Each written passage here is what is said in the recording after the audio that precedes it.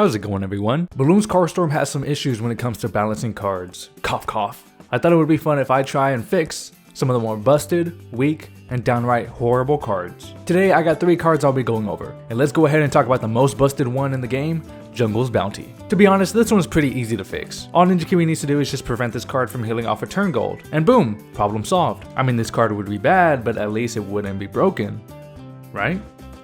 Well, I want to try a different solution.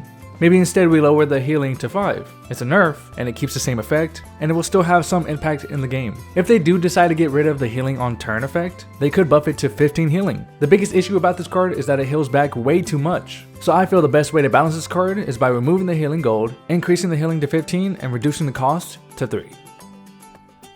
Next, I'm going to be talking about one that I showcased in my most recent video, the Sun Temple. For a card that's a 1 of, costing 18 gold to play, as well as sacrificing other towers to get the most out of it, for it to be taken down by a shrink, is honestly poetic. Okay, clearly something needs to happen to this card.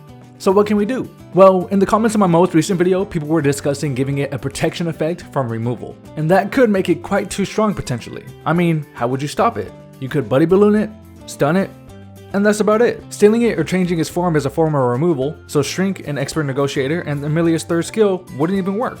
Well, here's my solution. It can only gain protection from removal if you sacrifice each category of towers: primary, military, magic, and support, as well as making the delay 2. That means the best case scenario, you can have a Sun Temple with protection from removal that deals 675 damage every 2 turns. This makes it to where there's always a counter, but it also makes it a win condition. Boom, problem solved. And lastly, I would like to go over the Dark Champion. To be honest, I've seen very little of this card and haven't played it all that much, but it feels very underpowered. I mean, it costs 12 and it has the exact same stats of a Super Monkey. And for another, it buffed defenders, but isn't one itself. I mean, technically he doesn't need to be, but it would make sense since he's being pushed towards being a defender deck. It just seems a bit weird to be a Super Monkey with the support to certain towers. Giving him defender would make him a lot better. And if not, then at least give him a buff to his stats. Him being the same as a Super Monkey just feels wrong. Plus 10 to damage, maybe 4 ammo and 4 delay. I mean, this card also doesn't have to be unique. This could be a 3 of a kind and it wouldn't be busted. I don't know, whenever I was going over all the tower cards, he just felt like the most underpowered, and I felt like I needed to bring it to people's attention. But there you go, my takes on how to rebalance Bloons Card Storm.